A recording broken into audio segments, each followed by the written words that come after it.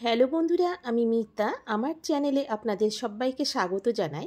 আজকে আমি একদম সিম্পলভাবে দেশি চিকেনের পাতলা ঝোল করে দেখাবো।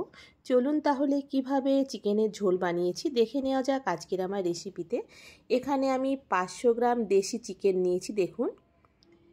এরপর চিকেন ম্যারিনেট করবার জন্য 1 চামচ রসুন বাটা, হাফ চামচ আদা বাটা দিলাম, হাফ চামচ হলুদ গুঁড়ো, হাফ চামচ জিরে গুঁড়ো, হাফ চামচ ধনে গুঁড়ো, আর এখানে হাফ চামচ ঝাল লঙ্কার গুঁড়ো আর পরিমাণ মতো লবণ দিলাম। আর আপনারা দেখে বুঝতে পারলেন এখানে আমি খুব কম পরিমাণ মশলা ব্যবহার করছি।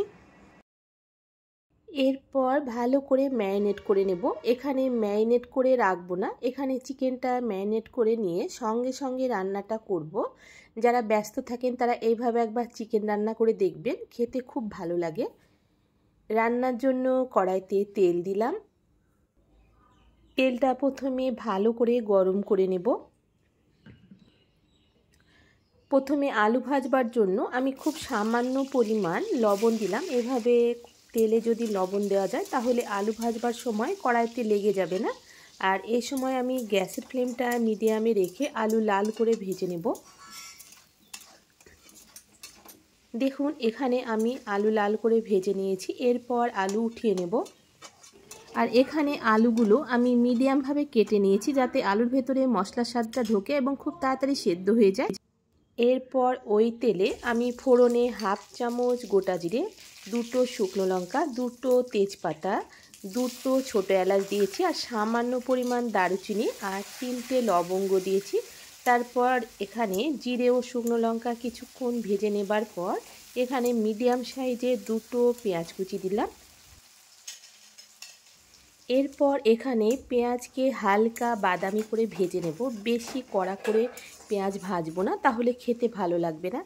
দেখুন এখানে পেঁয়াজ হালকা করে ভেজে নিয়েছি। এরপর ম্যারিনেট করে রাখা চিকেন দিয়ে দিলাম। গ্যাসের ফ্লেমটা হাই রেখে মিনিট 2-3 চিকেনকে তেলের সঙ্গে ভেজে নেব। দেখুন এখানে আমি 2 থেকে 3 মিনিট চিকেন তেলের সঙ্গে ভেজে নিয়েছি। এরপর এখানে 2টো টমেটো কুচি দিলাম। আর এখানে আমার মোট 500 গ্রাম চিকেন আছে। আর টমেটো বেটে না দিয়ে এইভাবে তেলের সঙ্গে চিকেনের সঙ্গে কষিয়ে নেবেন, তাহলে দেখবেন ঝোলটাও পাতলা হবে, খেতে বেশি ভালো লাগবে। এরপর ভেজে রাখা আলু দিলাম। তারপর এখানে আমি গোটা রসুন 4টে দিলাম। আপনারা আমার মতো কে কে দেশি চিকেন দিয়ে এইভাবে গোটা রসুনের ঝোল খেতে পছন্দ করেন অবশ্যই বন্ধুরা কমেন্ট করে জানাবেন। আর এখানে আমি মুরগিগুলো একদম ছোট সাইজের নিয়েছিলাম, তাই আলু এবং চিকেন একসঙ্গে দিয়ে গ্যাসের ফ্লেমটা মিডিয়ামে করে কষিয়ে নেব। আর দেশি মুরগি সব সময় বড় না কিনে একটু ছোট সাইজের কিনবেন, তাহলে খেতে বেশি ভালো লাগবে। দেখুন এখানে আমি গ্যাসের ফ্লেমটা মিডিয়াম টু লোয়ের মাঝামাঝি রেখে 10 থেকে 15 মিনিট ঢাকা দিয়ে এইভাবে কষিয়ে নেব। আর এইভাবে মিডিয়াম টু লোয়ের মাঝামাঝি রেখে যদি কষিয়ে নেওয়া যায় তাহলে আলু এবং চিকেন পুরোপুরি সেদ্ধ হয়ে যাবে। আর এখানে আমি 5 থেকে 6 মিনিট পর পর ঢাকনাটা খুলে নাড়াচাড়া করে দিয়েছিলাম। দেখুন এখানে আমি 10 থেকে 15 মিনিট সময় নিয়ে চিকেনকে ভালো করে কষিয়ে নিয়েছি। দেখুন চিকেন থেকে তেল ছাড়তে শুরু করেছে। এরপর আমি ঝোলের জন্য এখানে গরম জল দিয়ে দেব। আর ঠান্ডা জল না দিয়ে এইভাবে গরম জল দেবেন, তাহলে তাড়াতাড়ি ঝোলটা ফুটে যাবে এবং ঝোলের টেস্টটাও খুব ভালো আসবে।